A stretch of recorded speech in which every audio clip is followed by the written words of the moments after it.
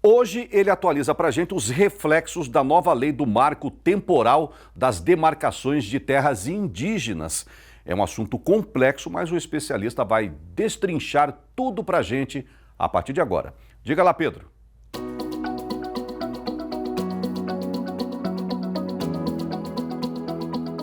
A provocação dessa nova legislação ela surgiu com a insegurança jurídica causada pelo próprio Supremo Tribunal Federal ao modificar o seu próprio entendimento sobre esse assunto que já estava consolidado desde o julgamento do famoso caso Raposo Serra do Sol, que naquele caso o STF ele partia do entendimento do esbulho renitente, que em outras palavras é o efetivo conflito possessório que foi iniciado no passado e que persistiu até data atual, na verdade, até a data da promulgação da Constituição Federal, que é 5 de outubro de 88. Né? Então, esse novo entendimento do STF, que foi publicado no ano passado, com uma composição de ministros diferente do caso Raposo Serra do Sol, sem um respaldo jurídico sólido, entendeu pela inconstitucionalidade do marco temporal, abrindo uma margem para uma incalculável quantidade de demarcações de terras indígenas no nosso país, até mesmo em áreas que não mais vão se tornar terras indígenas em razão do uso e ocupação do solo já estabelecidos como áreas urbanas ou de uso agropecuário, na contramão daquilo que a própria Constituição Federal define como terra indígena tradicionalmente ocupada, onde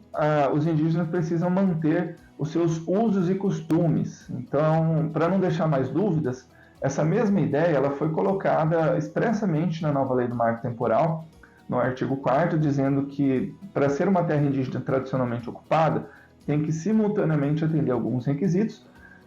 como, por exemplo, estarem essas terras habitadas pelos indígenas em caráter permanente, serem utilizadas para suas atividades produtivas e imprescindíveis para a preservação do seu necessário bem-estar, necessária reprodução física e cultural, segundo usos, costumes e tradições das etnias.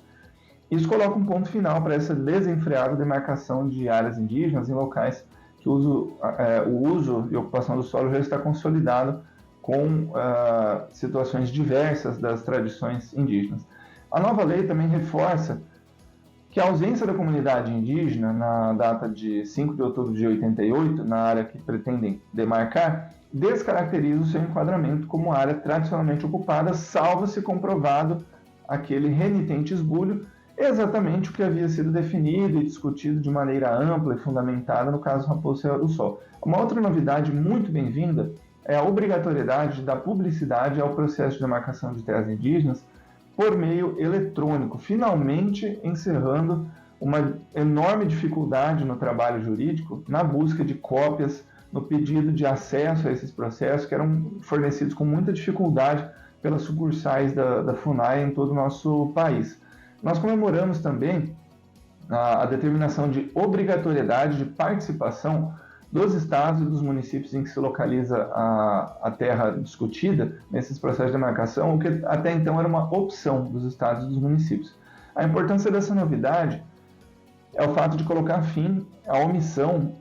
da maioria dos estados e municípios nesse processo de demarcação, onde a contribuição deles é essencial, fornecendo documentos históricos e de ocupação fundiária, que muitos estados e municípios já possuem esse levantamento, equilibrando também essa relação processual, onde atualmente existe apenas os proprietários de imóveis rurais contra a entidade de proteção aos indígenas, a FUNAI, que é a mesma que representa os indígenas e é a mesma que conduz os processos de demarcação.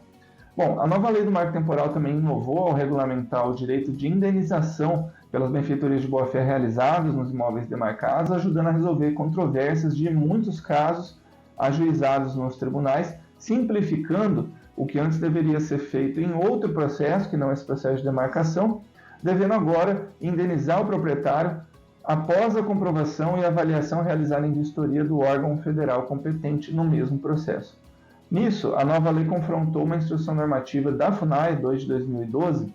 que considerava que somente seria autorizada a indenização de benfeitorias de boa-fé realizadas antes da publicação de portaria do ministro da Justiça que declara que a terra é indígena. E esse é um ato que ele não é o ato de encerramento das demarcações. O fim do processo de demarcação só acontece com um decreto do presidente da República. né, um erro que foi corrigido por essa nova lei, ao determinar que consideram-se de boa fé as benfeitorias que foram realizadas pelos ocupantes até que seja concluído o processo de demarcação. Isso não muda a falta de indenização pela terra como um todo, né, o valor de terra nua,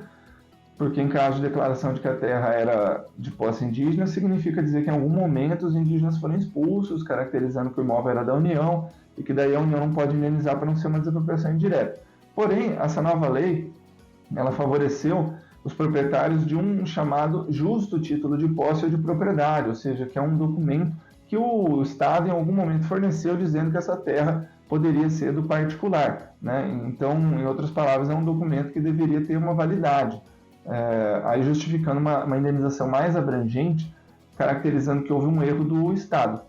Bom, e mais novidades. A nova legislação ela garantiu não apenas a transparência e a publicidade dos atos praticados nesse processo, como também a participação dos interessados em todas as fases, inclusive podendo indicar peritos auxiliares e não apenas aqueles que trabalham a favor da FUNAI. E aí, por falar em peritos e auxiliares, um outro ponto extremamente positivo nesses processos foi a possibilidade de alegar impedimento e a suspeição dos peritos nomeados pela FUNAI, que são mecanismos, impedimento e suspeição são mecanismos fundamentais para garantir a imparcialidade da justiça, né,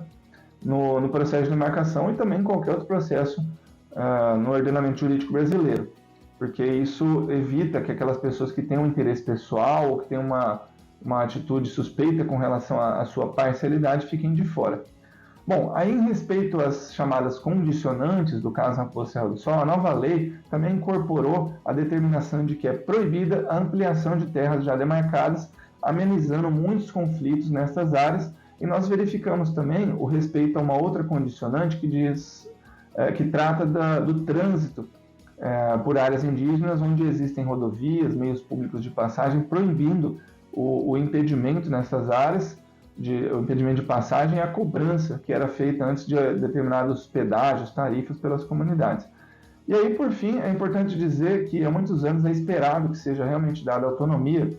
às comunidades indígenas, ouvindo eles sem influência, sem interferência de antropólogos, ONGs ou quaisquer outros interesses que estão ocultos, né? E essa autonomia ela foi dada pela nova legislação ao dizer que cabe às comunidades indígenas escolher a forma de uso e ocupação das suas terras e que é facultado o exercício de atividades econômicas em terras indígenas, desde que pela própria comunidade indígena admitida uma cooperação, uma contratação de terceiros, porém proibindo o arrendamento e parcerias que ameacem a posse direta dos indígenas. Então esse novo texto ele resguarda as próprias comunidades de tentativas abusivas de manipulação, como no caso dos Pareci, que já tem mais de 120 milhões de multas